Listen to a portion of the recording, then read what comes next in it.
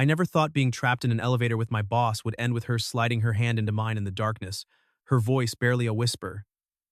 If we're going to die in here, there's something I need to tell you, but I'm getting ahead of myself. Let me back up. My name is Ryan. I'm 28 years old, and I work as a junior marketing analyst at Sterling and Associates, a mid-sized consulting firm that takes itself way too seriously. 6 months ago, my fiancée left me 3 weeks before our wedding. She said I was emotionally unavailable and married to my job instead of her. Maybe she was right. My parents still ask when I'm going to settle down, as if being left at the altar doesn't count as trying. I threw myself into work after that, stayed late, volunteered for extra projects, did anything to avoid going home to my empty apartment. That's how I ended up on Miss Catherine Morgan's radar. Catherine, though no one dared call her that to her face, was the VP of Strategic Development. 44 years old, brilliant, intimidating as hell, and absolutely untouchable. She had this presence that made boardrooms go quiet when she walked in. Sharp cheekbones, dark hair always pulled back in a perfect bun, gray eyes that could dissect a bad presentation in seconds. She wore tailored suits that probably cost more than my monthly rent and carried herself like someone who'd fought for every inch of respect she had. I'd been terrified of her since my first day. Then I made the mistake of staying late one Thursday to finish a report. She walked past my cubicle at 9 p.m., stopped, and actually looked at what I was working on. The Henderson pitch? Her voice was lower than I expected, with this slight rasp that did something strange to my spine. Yes, ma'am. Just refining the market analysis. It's good work. Send it to me when you're done. She paused. And Ryan? It's Miss Morgan. Not ma'am. I'm not that old yet. There was the slightest hint of amusement in her eyes before she walked away, leaving me staring after her like an idiot. After that, she started noticing me. Not in an obvious way, but I'd catch her watching during presentations. She'd ask my opinion in meetings, actually listen to my answers. She'd forward me articles with notes like, "Thought you'd find this relevant." My colleagues started making comments. "Wonder what he's doing to get that kind of attention," another joked. I ignored them. But I couldn't ignore the way my heart rate picked up whenever she entered a room. The way I found myself staying late on nights I knew she'd still be there. The way I'd memorized the sound of her heels clicking down the hallway. This is your boss, I'd remind myself. This is inappropriate. This is career suicide. But I couldn't stop noticing things. The way she tucked a loose strand of hair behind her ear when she was thinking. The elegant silver watch she always wore. The subtle scent of her perfume, something expensive and complex, like bergamot and cedar. The fact that she never mentioned a personal life, never wore a wedding ring, seemed to work even more hours than I did. It happened on a Tuesday. We'd both stayed late working on the quarterly board presentation. At 10 p.m., she stopped by my desk. "I'm heading out. Good work today on the Simmons analysis." "Thank you, Miss Morgan." "Catherine," she said suddenly. "When it's just us, you can call me Catherine." The formality gets exhausting after hours. I must have looked shocked because she smiled, actually smiled, and it transformed her whole face. Made her look younger, more approachable, devastating. "See you tomorrow, Ryan." I packed up 20 minutes later and caught the elevator down from the 15th floor. The doors were closing when I heard heels clicking rapidly. "Hold that!" Catherine's hand shot through the gap and the doors reopened. She stepped in, slightly breathless, her perfect bun coming loose at the edges.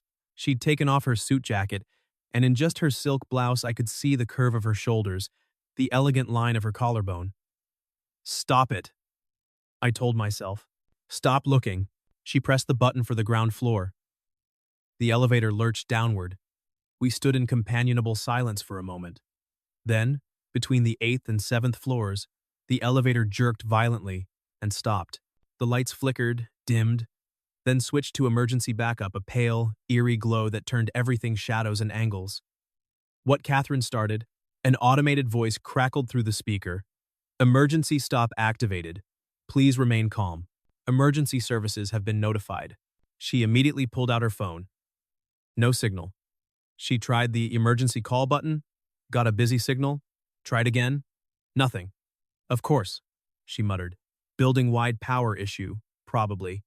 Means the backup systems are overloaded." She looked at me. "Your phone?" I checked. 1 bar. Flickering. Barely. "Should I try?" "Send a text to building security. It'll use less power than a call." I did. The message failed to send. Tried again. Failed. Not going through. We'll wait for them to get the alert from the elevator system then. She glanced at her phone. I have 3% battery. You? 15. Better conserve it. Who knows how long we'll be here. She slid down the elevator wall to sit on the floor, her skirt riding up slightly to show elegant knees. She caught me looking and raised an eyebrow.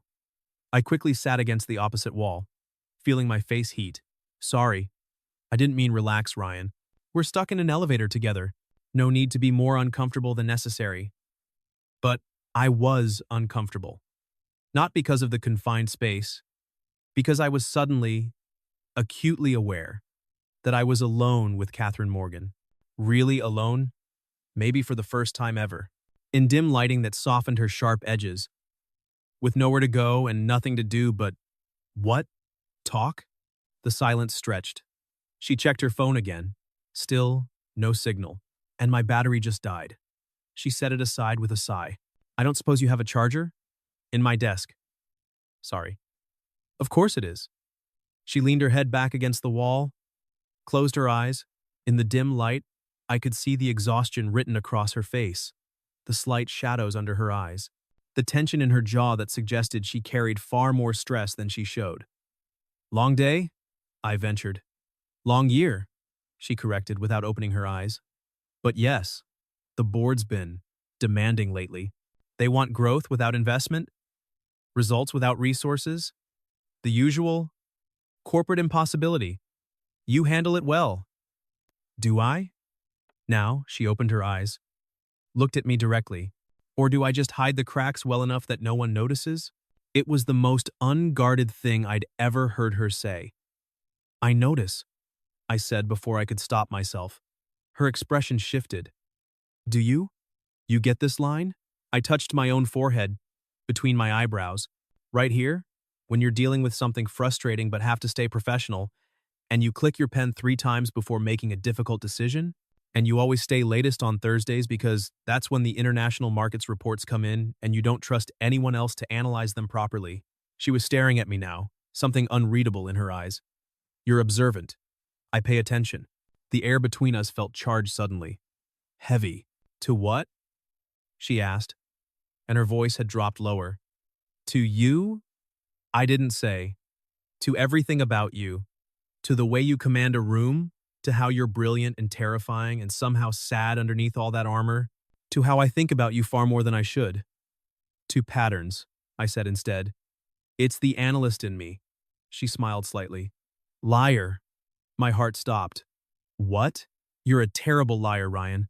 Your left eye twitches when you're not telling the full truth. She paused. It's been doing that a lot around me lately. Oh God. Did she know? Had I been that obvious? I'm not. Relax. She held up a hand. I'm not going to report you to HR for paying attention to your boss, though I probably should, for your own good. My own good? Getting involved with your superior is a career-limiting move. Everyone knows that, especially when there's a 16-year age gap that would have everyone whispering about midlife crises and inappropriate power dynamics. She said it so matter-of-factly, like she'd thought about this. About us.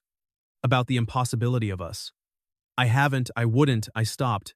Started again. You're my boss. I respect you, that's all. The eye twitch gave me away again. She laughed, soft and low. There it goes, like clockwork. She shifted, pulled her knees up, wrapped her arms around them. It made her look younger somehow, less corporate VP, more human. Can I tell you something, Ryan? Something that doesn't leave this elevator? My mouth was dry. Of course. I'm tired. She said it simply. But there was weight behind the words. Tired of being the hard-ass boss. Tired of having no life outside these walls. Tired of going home to an empty apartment and wondering if I traded too much for this career. Tired of being 44 and alone and pretending that's exactly what I wanted. I didn't know what to say. This vulnerable, honest Catherine was someone I'd never seen before. I'm sorry, I managed. Don't be. These were my choices. I knew what I was doing when I prioritized work over everything else. When I divorced my husband because I couldn't be the wife he wanted. When I decided that power and respect mattered more than... She trailed off. Then what? Than being wanted for something other than my brain. She looked at me directly now. than having someone look at me the way you do when you think I don't notice. The elevator seemed to shrink. The air felt thick. My heart was hammering so hard, I was sure she could hear it. I don't. Please don't insult me by denying it now. Her voice was gentle but firm. We're stuck in an elevator. My phone is dead. And we might be here for hours.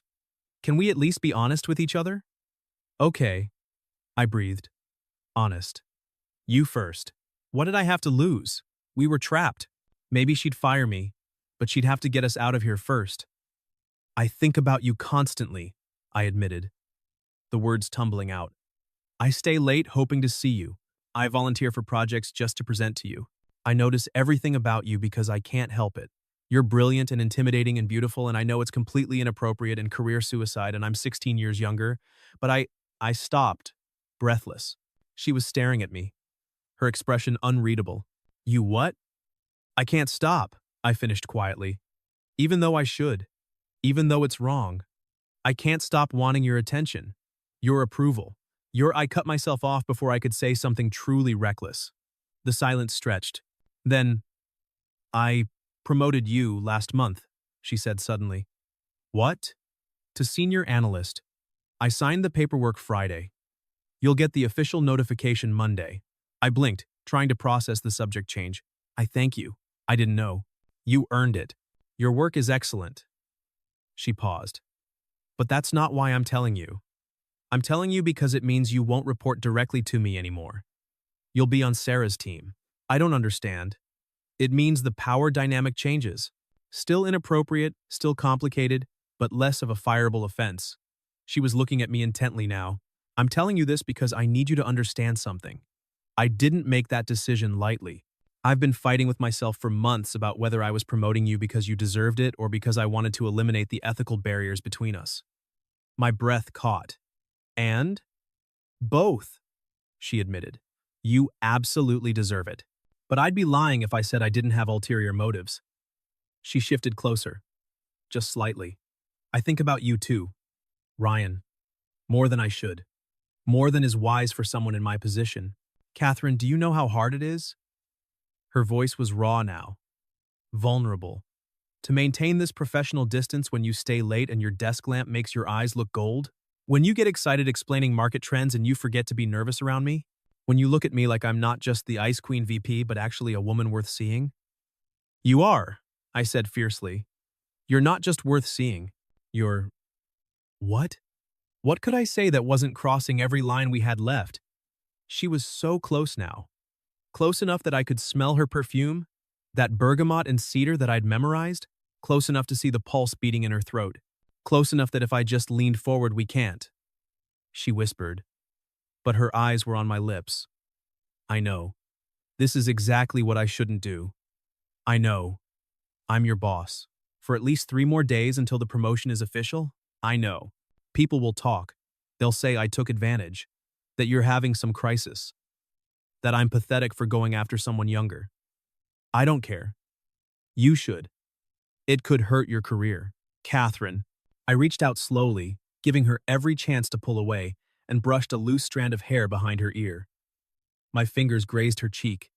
She inhaled sharply, her eyes fluttering closed for just a moment. When she opened them again, they were dark with want. If we do this, if we cross this line, there's no going back, she whispered.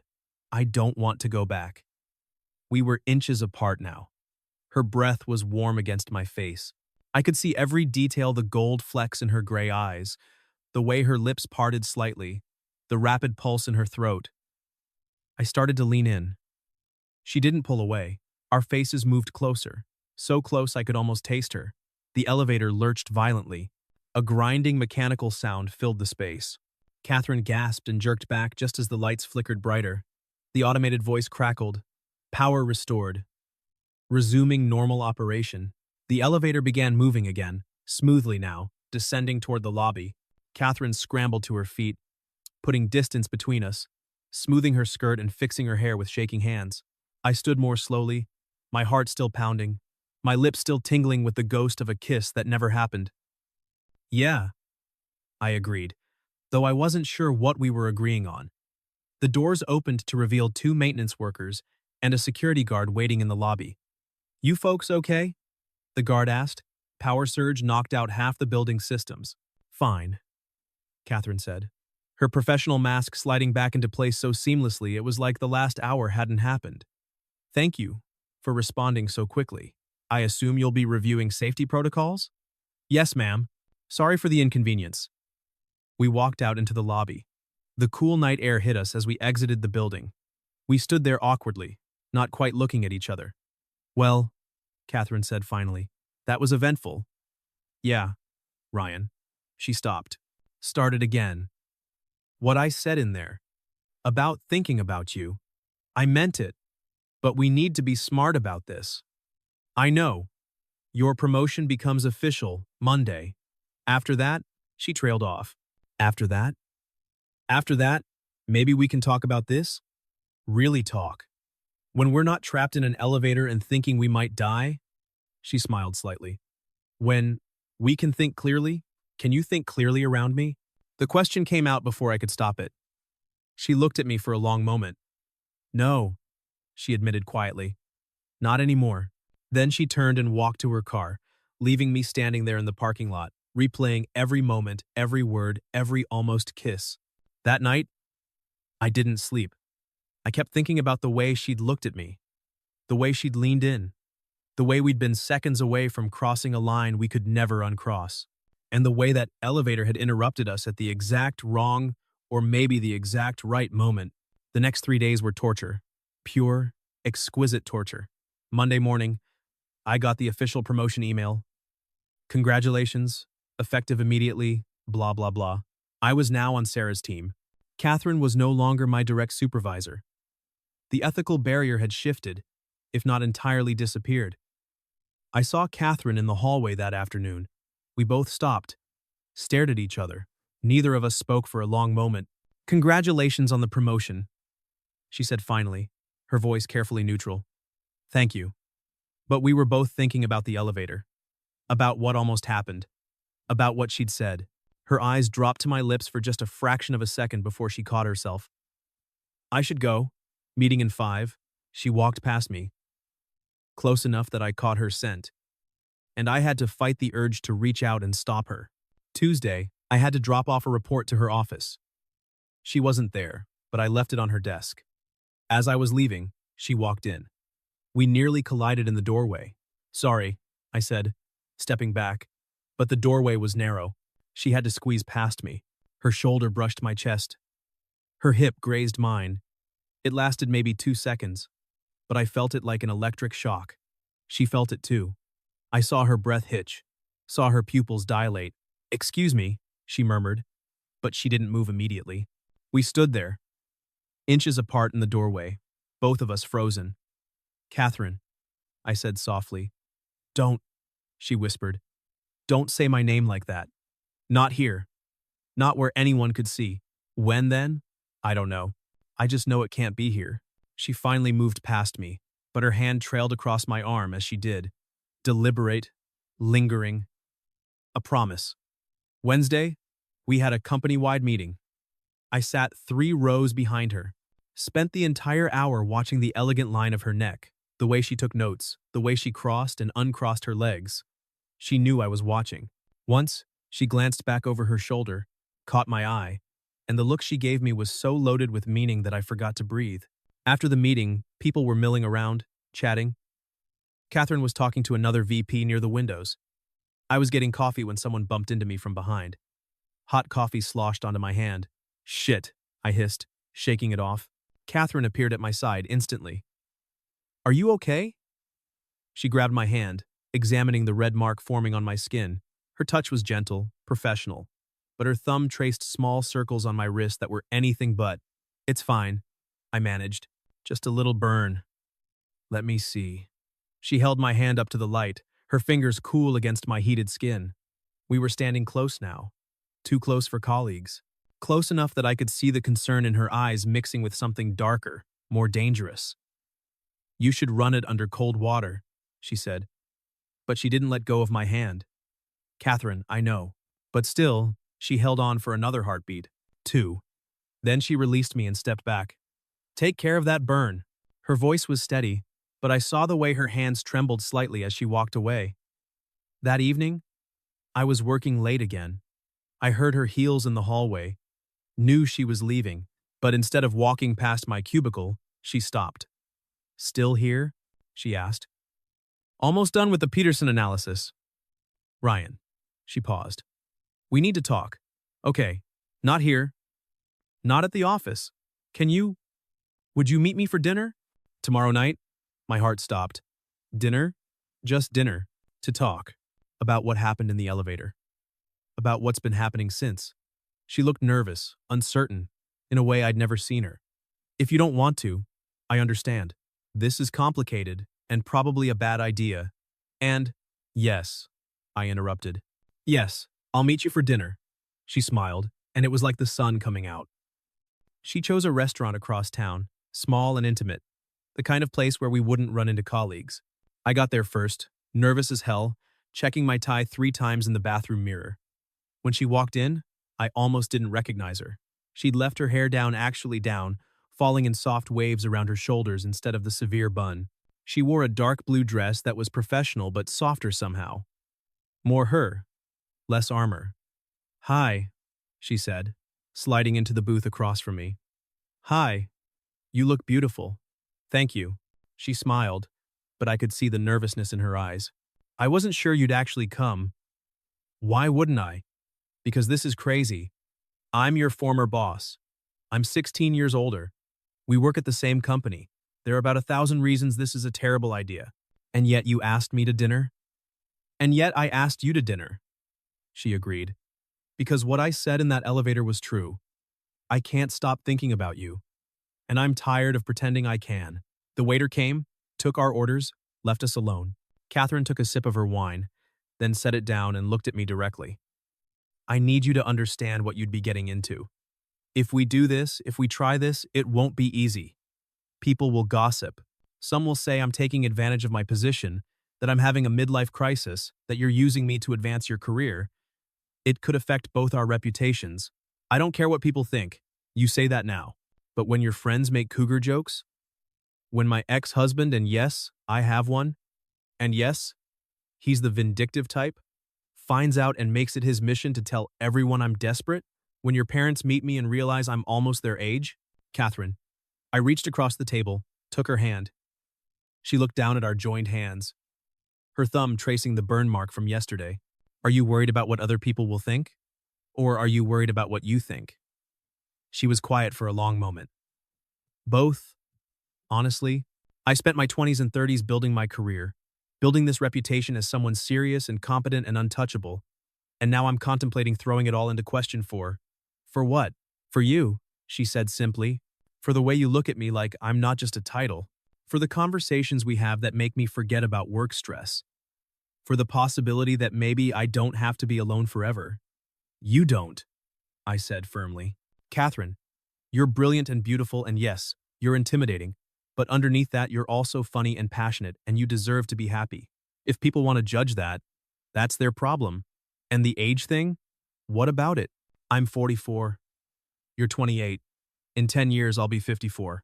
I'll be thinking about retirement when you're in your prime earning years." "I might." She stopped.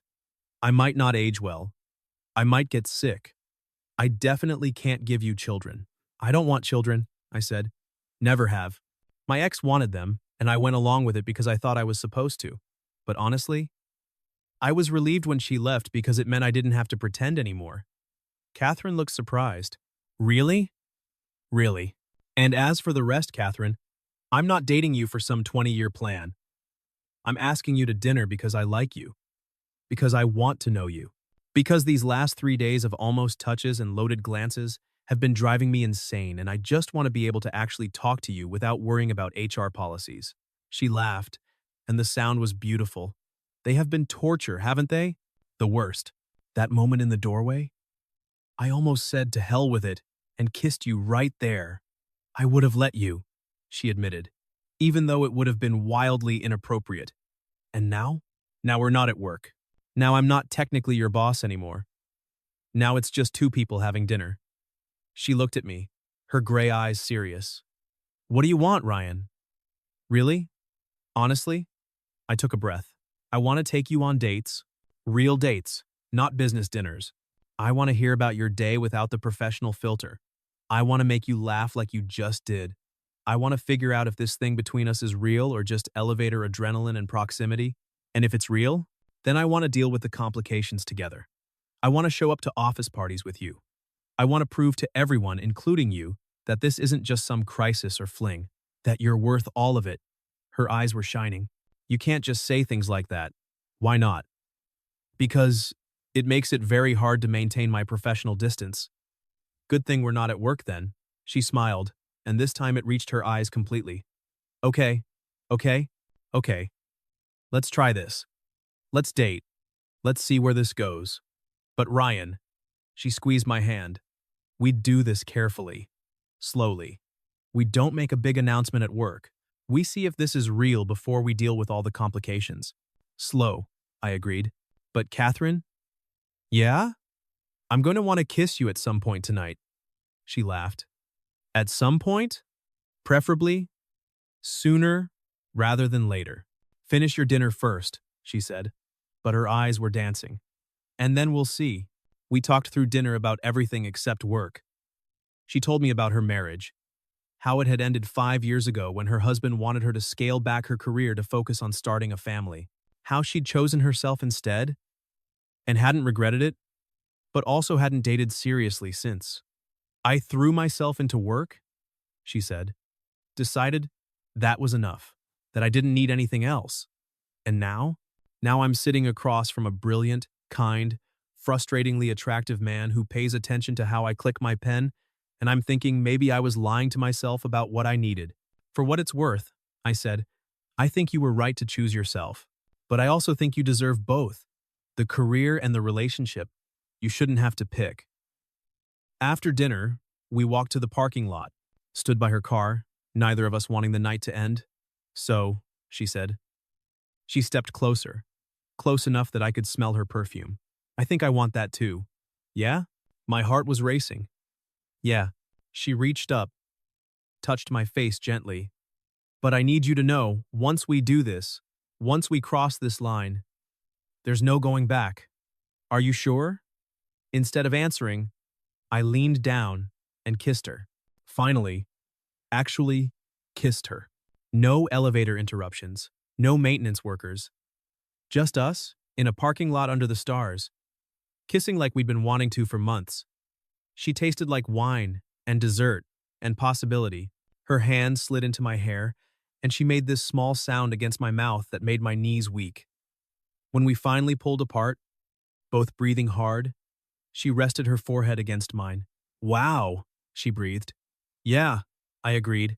That was worth waiting for. Definitely. She smiled. So this is happening. This is happening. We're doing this thing. Dating. Complications and all. Complications and all, I confirmed. She kissed me again, softer this time. Sweet. Then pulled back with visible reluctance. I should go. We both have work tomorrow. When can I see you again? Eager, aren't we? You have no idea. She laughed. This weekend? If we're doing this, let's do it right. Actual dates. Getting to know each other outside of work. I'd like that. Me too. She got in her car, but before closing the door, she looked up at me. Ryan? Yeah? Thank you. For seeing me. For not giving up when I was being difficult. For making me believe this is possible. It is possible. We'll make it possible. She drove away, and I stood there in the parking lot, grinning like an idiot, replaying that kiss over and over. We dated in secret for the next month. Dinners at restaurants across town. Weekend hikes where no colleagues would see us. Late-night phone calls that stretched for hours. Coffee dates at 6 a.m. before work, where we could steal 30 minutes together. It was like being teenagers, sneaking around, stealing moments. But it was also building something real. I learned that Catherine loved terrible reality TV but would never admit it at work. That she had a dry, sarcastic sense of humor that came out when she relaxed. That she was terrible at cooking but excellent at ordering takeout. She learned that I was obsessive about organizing my desk but couldn't fold laundry to save my life. That I had a secret love of trashy mystery novels. That I was surprisingly good at listening. at being patient, at making her feel heard. "You're very different than I expected," she said, one Saturday morning in her kitchen. "Different how? I thought you'd be, I don't know, more cocky maybe? More aware of how attractive you are. But you're just genuine. Is that a good thing? It's everything." She kissed me over coffee mugs. "It's why this is working." But we both knew we couldn't hide forever. The gossip started slowly. People noticing that we showed up to work at the same time sometimes, that we both happened to work late on the same nights, that Catherine seemed happier, softer somehow. "What's going on with you and the VP?" Derek asked me one day. "Nothing," I wanted to say, but the eye twitch gave me away. "We're friends," I said carefully. "Friends." He didn't look convinced. "Dude, be careful. Office romances are messy. Office romances with your former boss are career suicide. I know what I'm doing. Do you?" He lowered his voice. "People are starting to talk. And not kindly. If this is what I think it is, you need to either stop or make it official before rumors get ugly." He was right. That night, I told Catherine what Derek had said. "He's right," she said quietly. We were at her apartment, curled up on her couch. "We can't hide forever." And honestly, she took a breath. "I don't want to hide anymore. I'm tired of acting like this isn't important to me. So what do? We tell people. On our terms. Before the gossip gets out of control." She looked nervous. "But Ryan, once we do this, everything changes. People will judge. Some of my colleagues will lose respect for me. Your friends will make jokes. Are you ready for that? Are you? I asked you first." "Okay. Honestly, I'm terrified. But I'm also tired of pretending you're just my former boss. I want to show up places with you. I want to hold your hand in public. I want people to know that I'm with someone amazing." She kissed me, deep and searching. "Okay, let's do it. Company holiday party is in 2 weeks. Let's go together. Officially. You're sure?" "No," she admitted. "I'm terrified. But I'm doing it anyway." The next 2 weeks were a countdown. Catherine was increasingly nervous, second-guessing the decision. I tried to reassure her, but I was nervous too. When the night finally came, I picked her up at her place. She looked stunning in a red dress that was professional but showed just enough to make my mouth go dry. "Too much?" she asked, suddenly uncertain. "Perfect. You're perfect." We drove to the hotel, and I could feel her tension increasing as we got closer.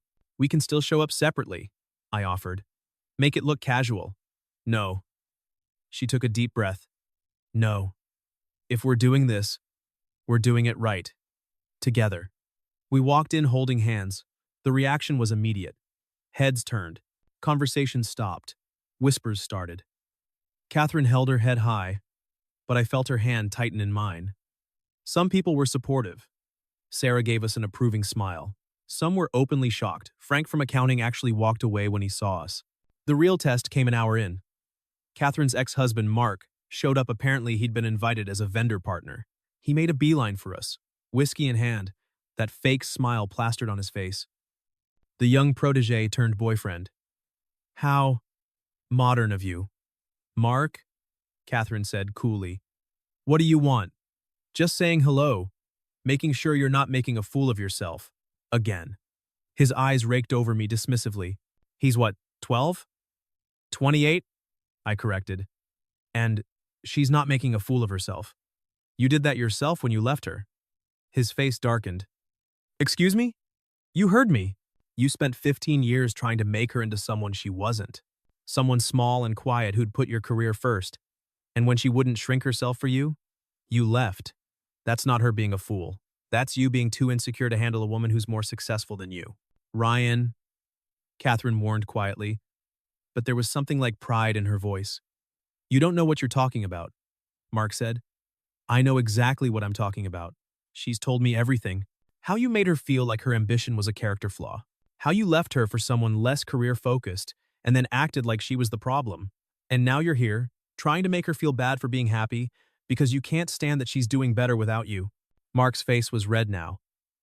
This is going to crash and burn. He'll realize he wants someone his own age, someone who can give him a future. And you'll be alone again. That's what always happens with you, Kath. You're fundamentally unlovable. That's enough, I said, my voice hard. You need to leave. Now. Or what? Or I'll make sure everyone here knows exactly why your marriage ended, including the part about the affair you had that you swore her to secrecy about. Mark paled. You wouldn't. Try me. He looked between us, then turned and left without another word. When he was gone, Catherine was trembling. Not from fear, from fury. You didn't have to do that, she said. Yes, I did. I turned her to face me. He doesn't get to talk to you like that. No one does. And Catherine, I lowered my voice. You're not unlovable. You're not too much or too ambitious or any of the bullshit he tried to make you believe. You're extraordinary, and I'm not going anywhere. Her eyes were shining. Ryan, I love you, I said. Right there, in the middle of the party, with everyone watching. I love you, not despite the age gap or the complications. I love you because you're brilliant and strong, and you challenge me, and you make me better, and I need you to know that. She kissed me. Right there, in front of everyone. Didn't care who was watching. When we pulled apart, the room had erupted some cheering, some clearly disapproving, everyone talking. I love you too, she whispered. I've been afraid to say it, but I do. I love you, Ryan. 6 months later, we moved in together. Her place, it was bigger, and I loved being surrounded by her things. A year after that, I proposed. Nothing fancy, just us, on her couch, in the middle of a terrible reality show. She said yes. We got married in a small ceremony with close friends and family. My parents were there, supportive now. Her sister flew in. Mark was notably absent. The gossip at work had mostly died down. Some people still whispered, but most had moved on to other drama. We'd proven we were serious. That this wasn't a fling or a crisis. Just two people who'd found each other at exactly the right time. You know what I'm grateful for? Catherine said one night, curled up against me on our couch. What? That elevator breaking down? If it hadn't, we might never have actually talked. Never been honest. We might have just kept circling each other forever, too scared to take the risk.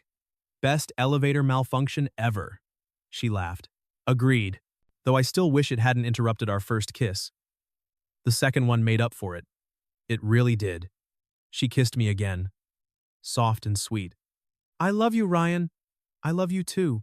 Sometimes the most beautiful mistakes are the ones we never regret. Sometimes being stuck changes everything.